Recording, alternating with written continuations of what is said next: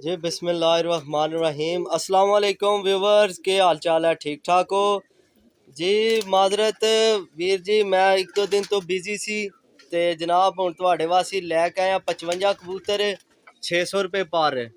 ठीक है, तो जितने भी नवे बंदे जनाब वीडियो देख रहे हैं तो चैनल ਨੂੰ सब्सक्राइब कर दिओ ते वीडियो ਨੂੰ लाइक कर दिओ।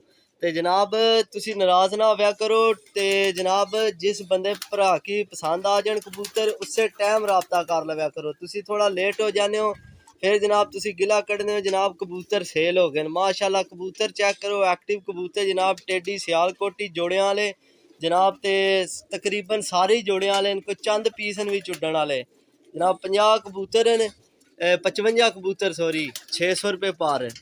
माशाअल्लाह जनाब चेक करो जनाब। तो इन्होंने तो शौक भी कराने ते जनाब एक छोटी जी गुजारिश है कि चैनल नू जनाब सब्सक्राइब ते वीडियो नू लाइक भी करया करो। ते जनाब किसी टाइम मैं बिजी होना जनाब ते बार बार कॉल ना करया करो ते जनाब सिर्फ मैसेज ते ही काम करया करो जी, मेहरबानी शुक्रिया। अस्सलाम वालेकुम व्यूवर्स, जनाब 55 परिंदे लाए सी जनाब 600 रुपये पर। ये जनाब सेल हो गए, ये जा रहे हैं जनाब गुजरात। अल्लाह पाक नसीब करे ने माशाअल्लाह जनाब। मैं क्या व्यूवर्स की भी दस दें जी, नज़र मार लो माशाअल्लाह ठीक हो गया। तो अगू जाकर जनाब कार्टना पैक करके